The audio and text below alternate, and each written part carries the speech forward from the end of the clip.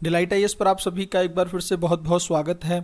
तो यूपीएससी अब थोड़ा सा सख्त होता हुआ प्रतीत हो रहा है। यूपीएससी ने एक नोटिफिकेशन जो है कुछ समय पहले जारी किया।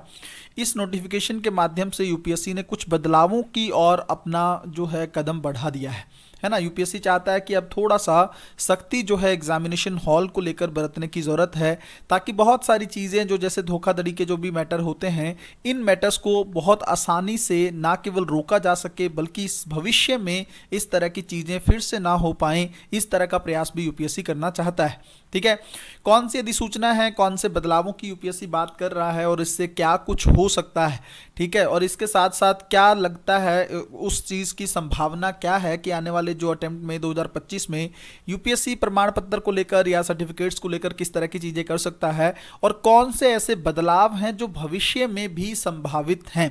इन सब चीज़ों को लेकर हम लोग गहराई से चर्चा कर लेते हैं। सबसे पहले तो आप एक चीज़ देखो, क्यों रिफॉर्म चाहता है यूपीएससी। देखो, आप लोगों को पता है कि पिछले 4-5 सालों में ना यूपीएससी में कुछ ऐसे मैटर देखे गए हैं जिसमें चीटिंग के चीज़ें देखने को मिली हैं एग्जामिनेशन हॉल में, है ना। तो जो परीक्षा का जो केंद्र है वहाँ पे कुछ लोग जो हैं चीटिंग करते हैं या जो है टेक्निक का फ़ायदा लेते हैं, तकनीक का, ब्लूटूथ वगैरह जैसे इन सब चीज़ों के माध्यम से कुछ लोग पकड़े गए हैं, है ना। और ये ऐसे लोग हैं जो ऑलरेडी सिलेक्टेड ऑफिसर्स हैं। जैसे केस हुआ था, साउथ के कोई ऑफिसर थे, आईपीएस थे वो ऑलरेडी, और उनकी वाइफ जो है वो उनको चीटिंग करा रही थी यूपीएससी के एग्जामिनेशन हॉल में, और मेंस का एग्जामिनेशन चल रहा था, है ना। तो ऐसी चीजें अगर आप देखने को मिलेंगी तो थोड़ा सा यूपीएससी को लगता है कि देखो पैटर्न को और ज्यादा सख्त बनाने की जरूरत है, थोड़ा टफ डिसीजन लेने की जरूरत है, ताकि यूपीएससी के एग्जाम की जो गरिमा है उसको बरकरार रखा जा सके, है ना। तो सबसे पहली चीज तो इसके लिए यूपीएससी ने ये पहल स्टार्ट की है। होगा क्या इन बदलावों के माध्यम से, यूपीएससी थोड़ा सा अब तकनीक का इस्तेमाल करने का प्रयास कर रहा है। कैसे?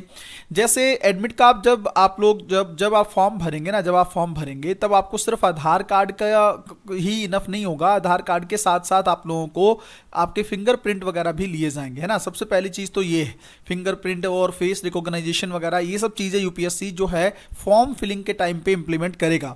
दूसरा, उसके बाद जब आपका एडमिट कार्ड जारी होगा, उस एडमिट कार्ड में साइड में कहीं ना कहीं पे क्यूआर कोड की व्यवस्था रहेगी, है ना। इसी कोड के माध्यम से जब आप एग्जामिनेशन हॉल में जाएंगे तो वहां पर जाकर यूपीएससी आपकी पहचान को सत्यापित करने का प्रयास करेगा, है ना। तो ये यूपीएससी करने का प्रयास कर रहा है। दूसरा, यूपीएससी का प्रयास ये भी है कि जहां पे भी एग्जामिनेशन सेंटर्स रहें यूपीएससी के, वहां पे हाई मतलब क्वालिटी के सीसीटीवी कैमरों को इंस्टॉल किया जाए, है ना, ताकि जब भी आप एंट्री करें और जब भी आप एग्जिट करें, आपकी हर एक कार्रवाई को या हर एक चीज को यूपीएससी बहुत प्रॉपर तरीके से नोटिस कर पाए।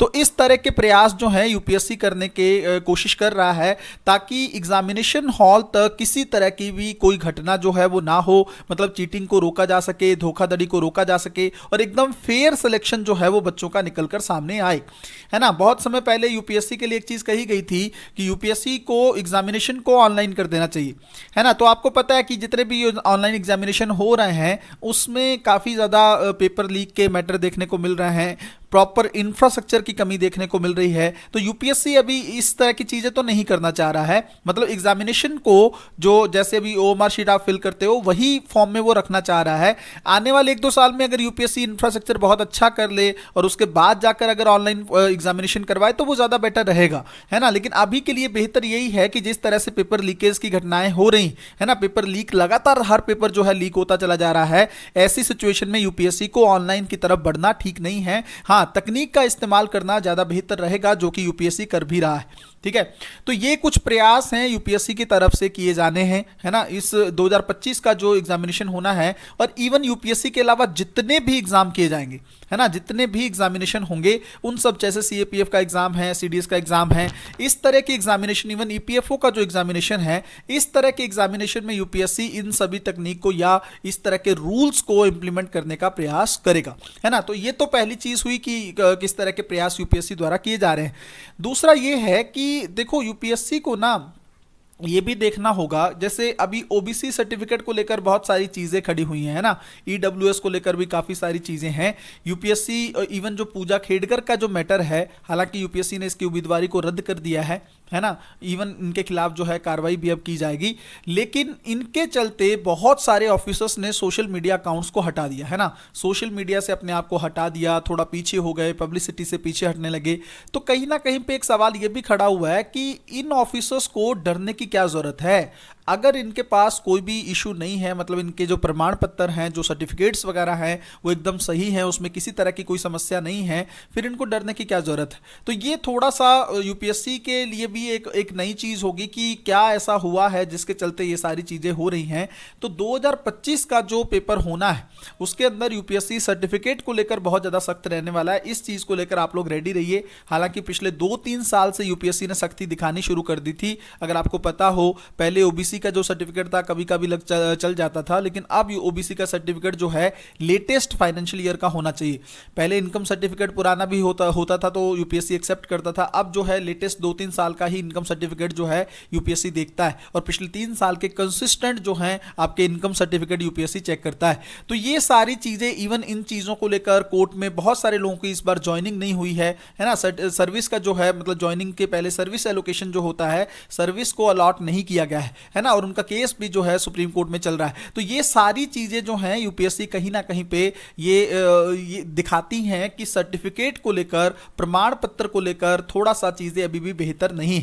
इवन सर्टिफिकेट को लेकर डीओपीटी बहुत अच्छे से क्लियर नहीं है ना। कुछ दिन पहले हम लोगों ने एक टॉपिक पे बात की थी कि डुअल इनकम टेस्ट की बात कर रहा था। जो डीओपीटी है वो कहता है कि भाई 2 तरीके से इनकम को चेक करना है। कुछ लोग ऐसे हैं जिनकी इनकम में कृषि की इनकम को और वेतन की इनकम को शामिल करना है, और कुछ का नहीं करना है। तो ये यूपीएससी और डीओपीटी दोनों ही कुछ कुछ चीजों को लेकर क्लैरिटी नहीं कर पा रहे हैं, और इसके चलते जो है बच्चों में कंफ्यूजन भी क्रिएट हो रहा है कि एक्चुअल में किसके नॉर्म्स को फॉलो किया जाए, है ना। तो ये थोड़ा होपफुली अगले साल से पहले पहले ये चीजें दोनों ही संस्थान जो हैं मिलकर क्लियर कर सकें। और सबसे बड़ी जिम्मेदारी इसको लेकर डीओपीटी की ही बनती है।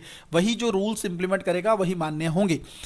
उसके अलावा क्या कौन कौन से और रिफॉर्म है जो यूपीएससी जिसके बारे में विचार कर सकता है, करने भी चाहिए। देखो, सबसे बड़ा रिफॉर्म यूपीएससी में ये होना चाहिए कि जो आपकी आंसर की है ना।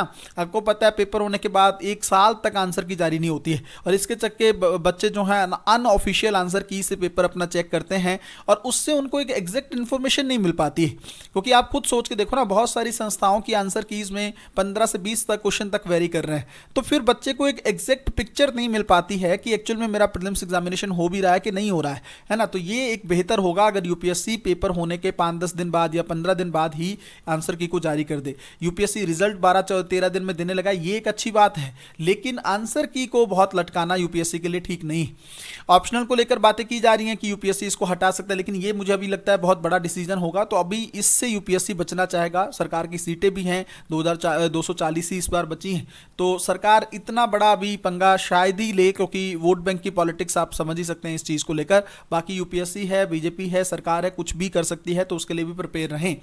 इसके अलावा और कौन सी चीजें हैं जो यूपीएससी को करने की जरूरत है, जैसे अगर आप लोग देखेंगे, जैसे हिंदी माध्यम को लेकर आवाज़ उठती रहती है कि इंटरव्यू बोर्ड में मार्क्स जो है बहुत अच्छे नहीं मिलते, इवन मेंस एग्जामिनेशन में मार्क्स अच्छे नहीं मिलते हैं। हालांकि मैं दोनों ही फैक्ट से बहुत ज़्यादा एग्री नहीं करता हूं, बट फिर भी अगर ऐसी कोई बात है तो यूपीएससी की अब नई चेयरमैन बनी हैं, उनको इन सब चीज़ों को लेकर भी थोड़ा सा सुधार करने की ज़रूरत है ना। जितना बेहतर तरीके से यूपीएससी प्रोसेस को कंप्लीट करेगा, जितना तो उतना ज़्यादा यूपीएससी की गरिमा लगातार बरकरार रहेगी। भारत की कहीं ना कहीं पे भर्ती परीक्षाओं में, या भारत का एक कहीं ना कहीं पे इस चीज को आप समझ सकते हो कि आज भी यूपीएससी की जो छवि है वो बहुत अच्छी है बाकी संस्थाओं के कंपैरिजन में। तो अगर यूपीएससी चाहती है कि ये छवि हमेशा बनी रहे, यूपीएससी की गुडविल जो है जैसे पहली थी वैसे ही अभी बनी रहे, तो यूपीएससी को इन कुछ चीजों पर ध्यान देने की जरूरत है।